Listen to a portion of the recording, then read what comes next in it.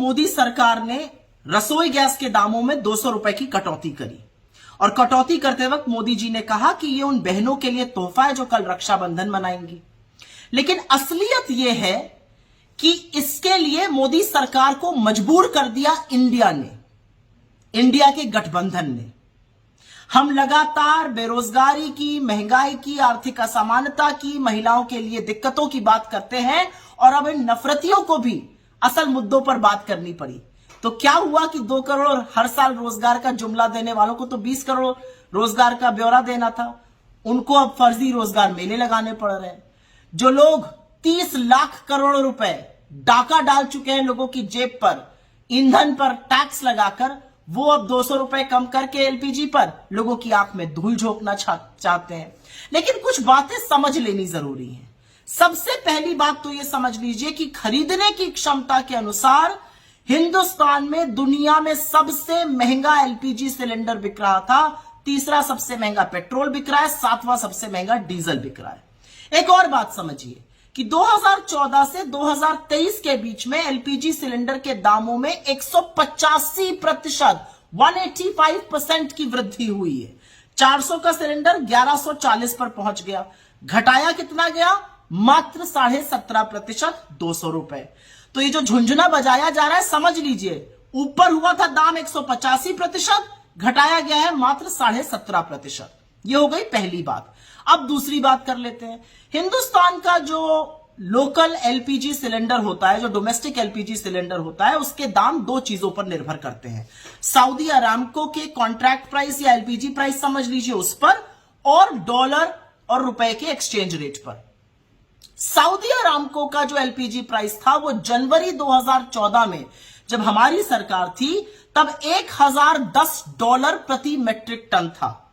लेकिन जनवरी 2023 में एग्जैक्टली 9 साल बाद उसका दाम $590 प्रति मेट्रिक टन हो गया, मतलब ऑलमोस्ट आधा।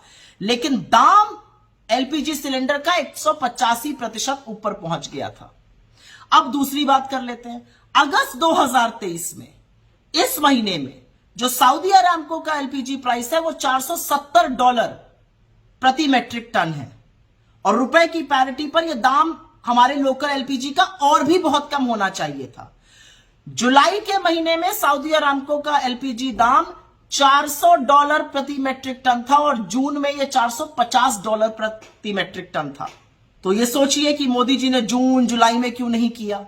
इसलिए नहीं किया क्योंकि उनको यह समझ में आ गया कि इंडिया जो मुद्दे ला रही है उससे लोग मुखरित हो रहे हैं, लोग समस्या में हैं। हमारी सरकारें, चाहे वो कर्नाटक में गृह लक्ष्मी, गृह ज्योति की बात कर रही हो, लोगों को आराम पहुंचा रही हो, चाहे ज्यादा खरीद कर रही हो छत्तीसगढ़ में, चाहे राजस्थान में 500 रुपए में सिलेंडर बिक रहा हो, असलियत यह है कि लोगों के सहूलियत के लिए जो जो काम हम कर रहे हैं उससे लोग हमारी ओर मुखरित हो रहे हैं।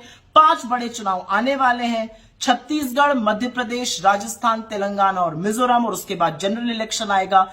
जिन लोगों ने 9.5 साल आपकी महंगाई के लिए टोह नहीं ली, आपकी जेबों पर डाका डाला, अब वो 200 रुपए कम करके झुंझुना बजा रहे हैं। लेकिन आज सवाल पूछने का दिन है, और सवाल यह पूछना चाहिए कि आखिरकार आपने इतना आतंक दामों पर क्यों मचाया हुआ था। और चलन चुंबक मीडिया से मेरा एक सवाल है, जब दाम 400 से 1140 हो गए तो महानुभावों कितने शो किए आपने, जो 200 रुपए कम करने पर कर रहे हैं। क्योंकि याद रखिएगा, दाम ऊपर गए हैं 185%, नीचे आए हैं सिर्फ 17.5%।